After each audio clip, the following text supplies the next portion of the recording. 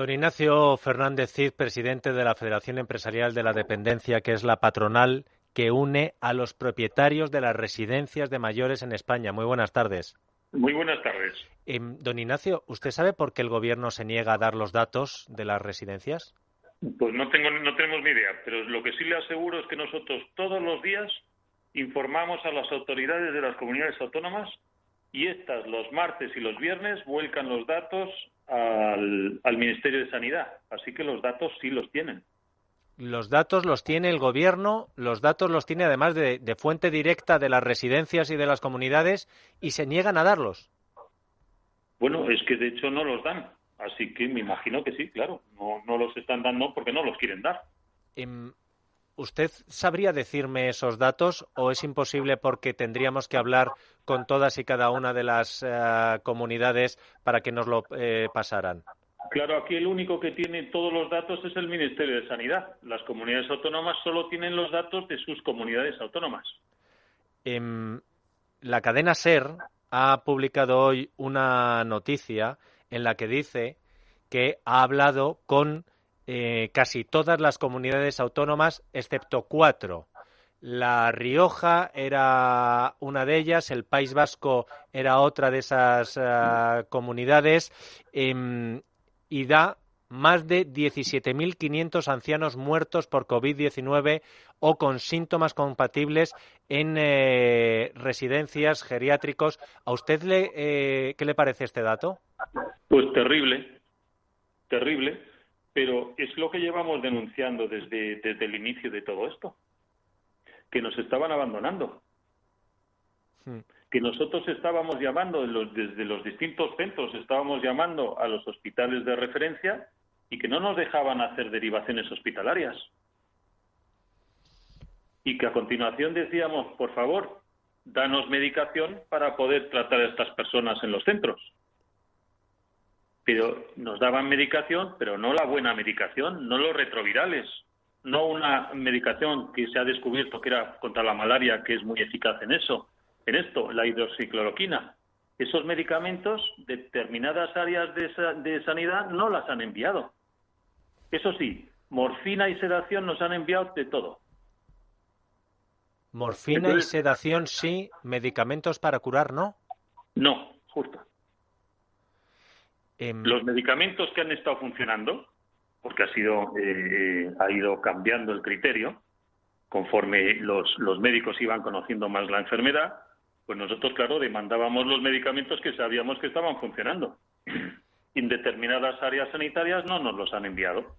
Y entonces, al final, pues evidentemente, la mortandad ha crecido mucho.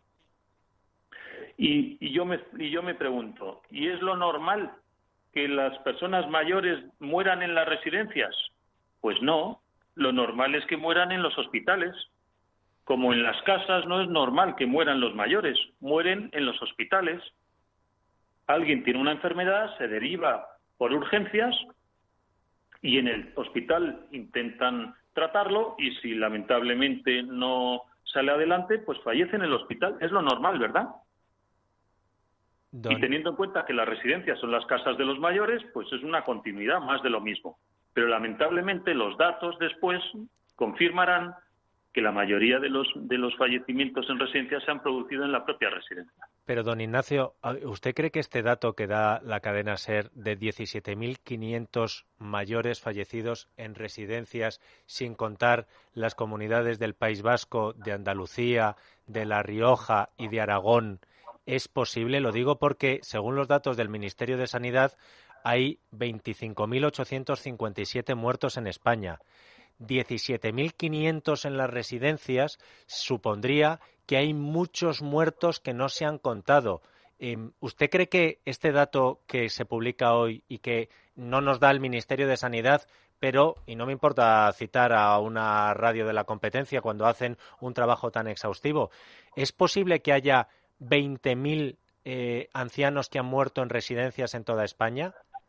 Bueno, ha dicho usted 17.500. Sí, pero 17.500, escúcheme, sin contar con una de las claro, una de las comunidades más pobladas que es Andalucía, una de las comunidades que mayor y antes sufrió la epidemia, que es el País Vasco, y luego Aragón y La Rioja, que es otra de las comunidades que más sufrió el coronavirus. Por eso le digo que 17.500 sería un mínimo a falta de esas 4 comunidades, teniendo en cuenta que el total son 25.000 muertos. O faltan muchísimos muertos por contar, Pero o claro, habrían muerto casi todos en las residencias. eso le iba a decir, es que el dato de los 25.500 evidentemente no es real. Leía este fin de semana un estudio que han hecho unos ingenieros que cifraban las cifras oficiales, había que corregirlas con un factor corrector del 176%. Y entonces nos iríamos a 40 y tantos mil, no los 25.500. Entonces, esta cifra que dice usted de 20.000, sí, lamentablemente sí sería posible, claro que sí. 2 preguntas concretas y le doy paso a Carlos Cuesta y a Carmen Tomás, que ambos le quieren hacer preguntas. La primera, ¿usted sabe cuántos test y a cuántos ancianos y a cuánto personal de las residencias se están haciendo? Porque es otro dato que nos niega el Gobierno. Bueno, fíjese, nosotros hemos sacado precisamente una nota de prensa poniendo de relieve esta situación. No nos están pasando los test. Y sin embargo, ya se está hablando incluso de pasar masivamente los test a toda la sociedad. Pero otra vez vamos a volver a cometer el mismo error. Lo que tendremos que es arbitrar medidas e implementarlas para proteger a la población más vulnerable. Y la población más vulnerable es la que está en las residencias, porque son personas mayores muy dependientes. ¿Y no les han pasado los test? Nos están pasando test a las personas que son sintomáticas. Pero claro, personas sintomáticas, después de ¿cuántas semanas ya llevamos de pandemia? 9 semanas. Pues hay muchas otras personas que no son sintomáticas, son asintomáticas. Y después, no solo hay que pasar los test a todos los residentes, hay que pasárselo a todo el personal, que no se lo están pasando. Y además, tiene que ser en el mismo acto. Porque si no, no tenemos el cuadro exacto de la situación que tenemos en cada centro. Porque si una semana haces test a unos, a la semana siguiente a otros 10, después a otros 5, después a tal, cuando has acabado el último, el primero no te vale de nada, porque después de tantas semanas eso no sirve de nada. Pero algo tan evidente y tan obvio, no lo entienden. O si lo entienden, les da igual. Don Ignacio, dígame que por lo menos el personal de las residencias tiene ya el material de protección para evitar contagios o contagiar a los pacientes. Sí, eso sí se lo confirmo, que ahora ya sí tenemos material de protección suficiente. Sí, sin duda. Y ya para tranquilizarme del todo en ese aspecto, suficiente como para combatir una segunda ola de la que esperemos no llegue nunca. Esperemos, Dios le oiga, que no llegue.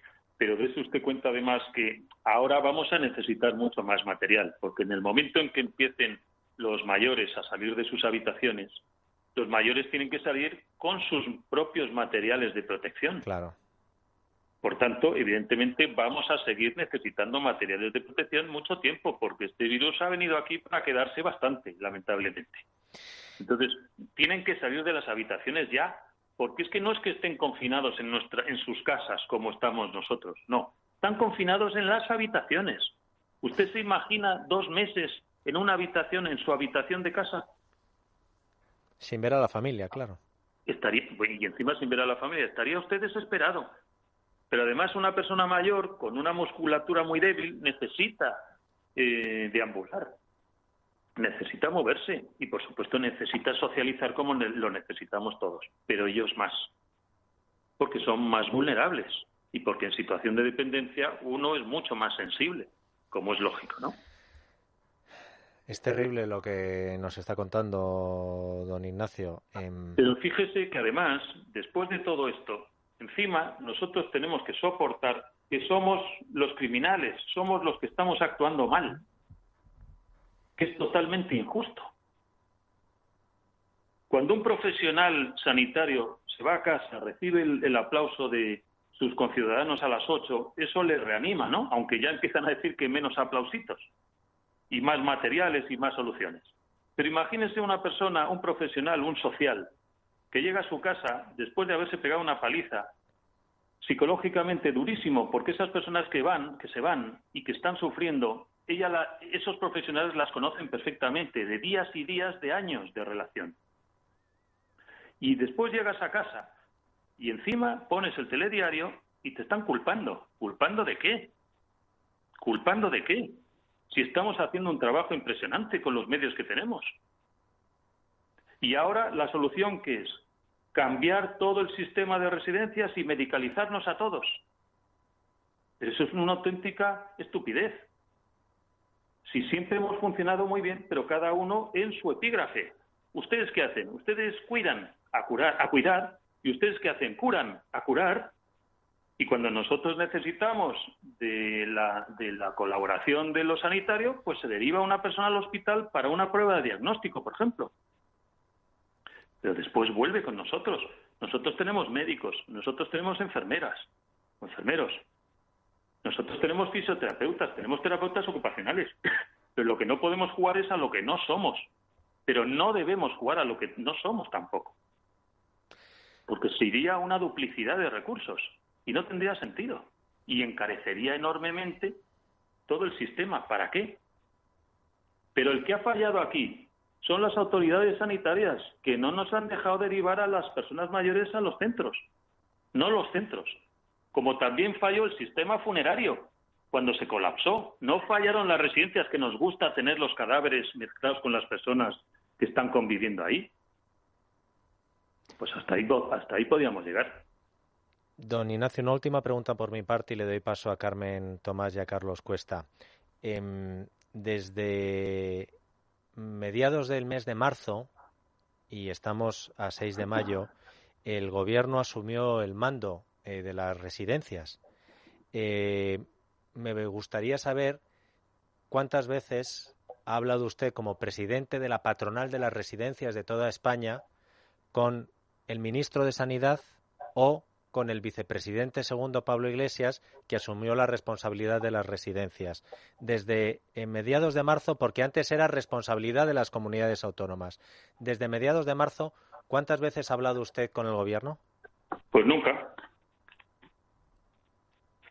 ¿Ni una llamada? Nunca. Pero ya no Pablo Iglesias o el ministro, ¿algún secretario de Estado, algún director general, eso sí? Nadie. Carmen Tomás.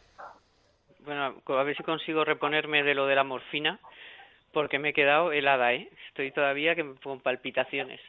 Bueno, tú le has preguntado a partir del estado de alarma, y es verdad que antes dependían de las comunidades autónomas, pero como todos sabemos, ya antes del estado de alarma, bastante antes, ya la OMS advirtió de la pandemia, ya la Unión Europea también advirtió, en fin, ya todos los documentos que hemos ido viendo todas estas semanas en los que efectivamente el Gobierno pues miraba para Pamplona, sobre todo por el 8M, esto ya lo sabemos. Pero yo le quiero preguntar, si ya el Gobierno sabía, porque lo tenía la OMS, la Unión Europea, ya había casos en Madrid, ya la Comunidad de Madrid había advertido, en ese tiempo, si después no, es una pregunta un poco absurda, porque si después no le han llamado, me imagino que previamente menos todavía, ¿no? Nadie se preocupó de ustedes ni antes, ni durante, ni después. Bueno, previamente lo que teníamos era, por supuesto, los contactos y las relaciones normales con las comunidades autónomas de las cuales dependíamos, pero claro, en el ámbito social, no en el ámbito sanitario. Uh-huh. Es que de la noche a la mañana nos cambiaron los interlocutores. Nos quedamos con la interlocución directa. Y una cosa muy breve, que la campaña que le están haciendo a ustedes es mortal, en algunos medios es criminal, porque ustedes son privados y ustedes solo quieren el beneficio, solo han buscado el beneficio, y que las residencias de ancianos deberían de pasar al sector público. ¿Usted cuando escucha esto, qué piensa? Pues que es un absurdo esa afirmación. Primero, porque yo oigo, por ejemplo, que es un sector que está en manos de los fondos buitre,